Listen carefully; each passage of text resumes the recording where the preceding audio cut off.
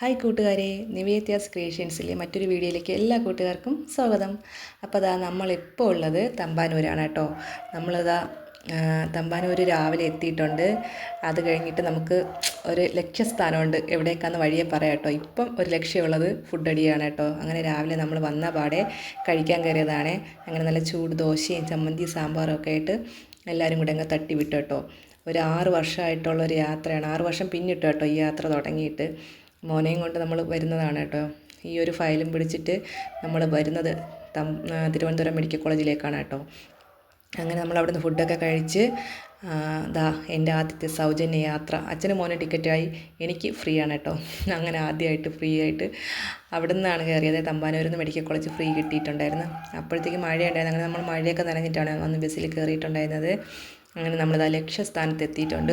അങ്ങനെ O P ticket എടുക്കാനായിട്ട് ചേട്ടൻ നേർന്നെ ക്യൂവിൽ നിൽക്കുകയാണ് കേട്ടോ.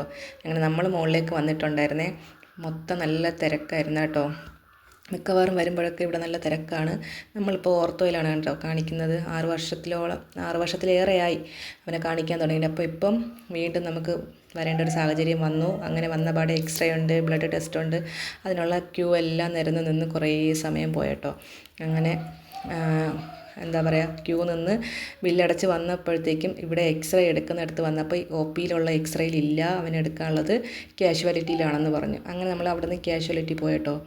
അങ്ങനെ നമ്മൾ നേരെ ക്യാഷ്വാലിറ്റിയിൽ എത്തിയിട്ടുണ്ട്. അപ്പോൾ ചേട്ടന് അവിടെ ബ്ലഡ് ടെസ്റ്റ് എടുത്ത് നിൽപ്പുണ്ട്. നമ്മൾ മാത്രമാണ് വന്നത്. അപ്പോൾ ഇവിടെ വരുമ്പോൾ എനിക്ക് മനസ്സിനൊരു ധൈര്യക്കുറവുണ്ട് കേട്ടോ.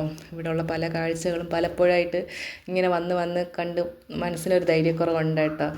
ആ ഒരു പേടിയിലാണ് വന്നത്. പക്ഷേ ഭയപ്പെട്ടതുപോലൊന്നും ഇപ്പോഴുണ്ടായിട്ടില്ല. അങ്ങനെ ഇവിടെ വന്ന് നമ്മളിതാ എക്സ്റേ എടുക്കാനായിട്ട് കയറിയിട്ടുണ്ട് കേട്ടോ. അങ്ങനെ ഇവിടുത്തെ എക്സ്റേ എടുത്തിട്ട് പിന്നെ ഒരു ഓട്ടപ്പാച്ചിലായിരുന്നു കേട്ടോ.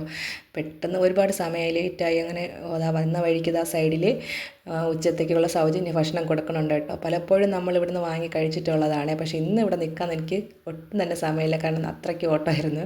അങ്ങനെ ഓടി നമ്മൾ വീണ്ടും ഇവിടെ വന്നപ്പോൾ ബ്ലഡ് ടെസ്റ്റ് ചെയ്യുന്നിടത്ത് ചേട്ടൻ ക്യൂവിൽ നിൽക്കുകയാണേ.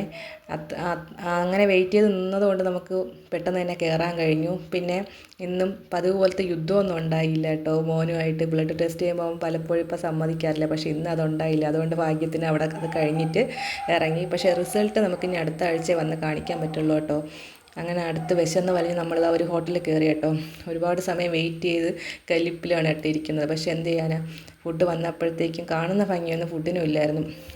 എന്താ പറയുക, കൊള്ളത്തില്ലായിരുന്നു കേട്ടോ. അങ്ങനെ അവിടെ നിന്ന് അതും കഴിഞ്ഞ് മരുന്നൊക്കെ വാങ്ങി നമ്മളിതാ ബസ്സിൽ തിരിച്ച് വരികയാണ് കേട്ടോ.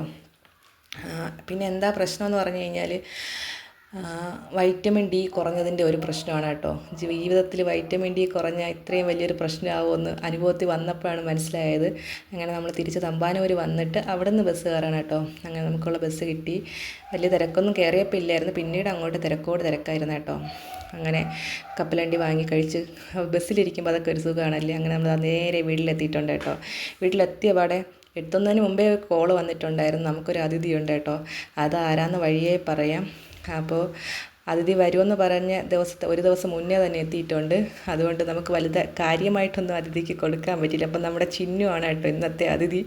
അവൾ പ്രിയപ്പെട്ട കൂട്ടുകാരിയെ കാണാൻ നാട്ടിലേക്ക് വന്നപ്പോൾ ഓടി വന്നതാണെന്ന് നിങ്ങളാരും വിചാരിക്കേണ്ട.